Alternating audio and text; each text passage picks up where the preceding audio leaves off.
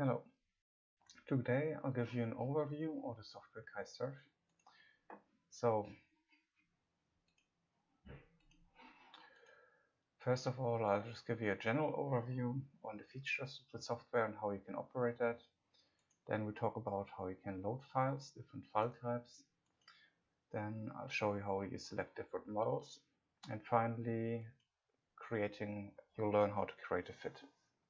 Once the software is opened, here on the top, you can do different things. You can change views, like you have different tools.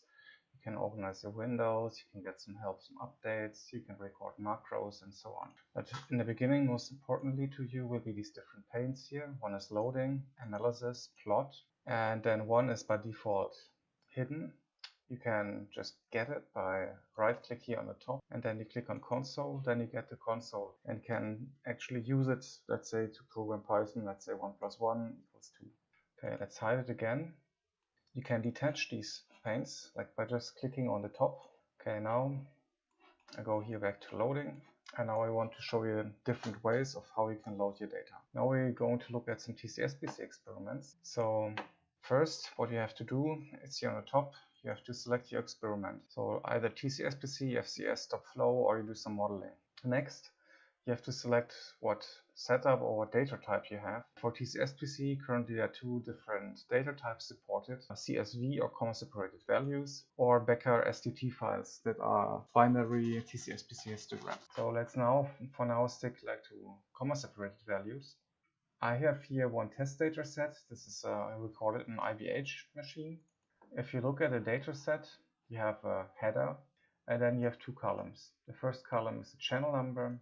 That's the time when you detect a certain photon. And the second column is the data column. This is the histogram. So in this particular case, you see this is just the channel number. So it's actually not the time. So you have to specify the interval between the individual channels. You can do this here by clicking this checkbox DT and then specifying the time. In this particular case, the time was 14.1 picosecond. What you can do on these data sets, you can rebin them, and then here for TCSPC you have to specify the repetition rate. So I think it was 7 megahertz here. So here for comma-separated values, you can specify how many rows are skipped, and then to load the file, just click on the file and drag it here to the bottom. The second way to load a file is you click here on Add Data. Or a third alternative is you press Ctrl-N, you get the same window and you can then load the data set. A fourth option is here you see when you display the console, you get displayed here on the bottom. By entering the string, you see here that you add more data. The last option is handy, let's say if you want to script your analysis. To add a fit, you click here on the data set you want to add a fit to.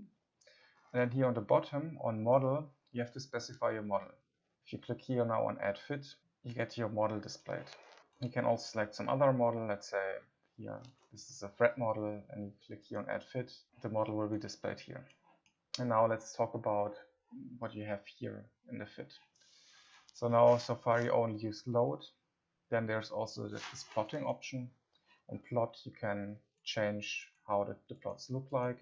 So what you want to do is when you fit, you want to of course analyze your data by your model. So then you have to go to analysis. And here in analysis you get all the parameters displayed that are variables of the model.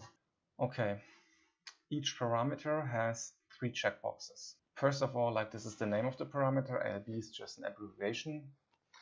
So the first checkbox is to fix the parameter. When the parameter is fixed, you see here on the bottom that the parameter gets set as fixed. Then the parameter is not touched anymore when the model is optimized against the data. The middle checkbox is to connect or to link a parameter to another parameter. This you can either do by the left or by the right mouse button. If you do it by the left mouse button, it's for a group, we come to that later. If you use it by right mouse button, you get a new window displayed, and then you can select where you want to link your parameter to. Let's link it to this. And you now see like this parameter is now grayed out. The reason is because it's also not part of the fit anymore. Its value will be substituted by the value of the parameter we linked it to. In this case, we link this in this parameter. So like the background lifetime, it doesn't make sense, but never mind. Okay, for the response function, we have to select then first what we want to use as a response function. There we click on the 3 buttons and then click on the response function, in this case, this prompt. And then you get the response function displayed. Now, to fit or optimize your model against the data, you click here on fit. And you see now like that this value here, it's like read it to you, it's 4.1589. It's exactly the same value as here, because like this value just gets replaced here. Here on this fitting window, we have your data displayed in orange. In magenta is your model. On the top left is the weighted residuals.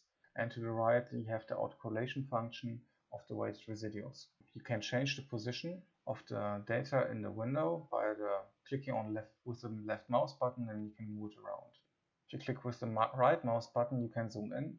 Here, chi-square, like is the sum of the weighted squared deviations, and this specifies you the range that is used to fit. You can change the range that is used for fitting by changing the position of this box here, either by clicking in the middle and you shift it, or by clicking on one edge, then you can change the range. So if you click here on this A, then everything just gets somewhat auto-scaled, and you get the original view. If you right-click here, you can also change the properties of the axis or the way they get displayed. Let's say here I can turn off the log, or I can turn on the logarithm. Or that's also very useful, is you can export your plot as comma-separated value, as a vector graphics, and so on. And now let's look here at this info. Here in the info, you get displayed again all the parameters as the text. Parameter scan, this is used to estimate errors of the parameters. On residuals, you just get displayed the residuals.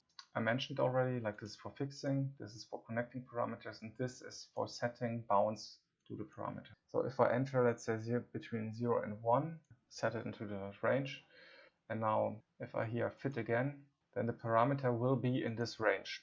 It cannot be smaller than 0 and cannot be bigger than 1. Now you learned how you can load data, different ways how you can load data. You got a basic overview on how you create a fit. You learned on what are variables and parameters, where you can fix them, set ranges, and relate them by linking them. You had an overview on the different windows here.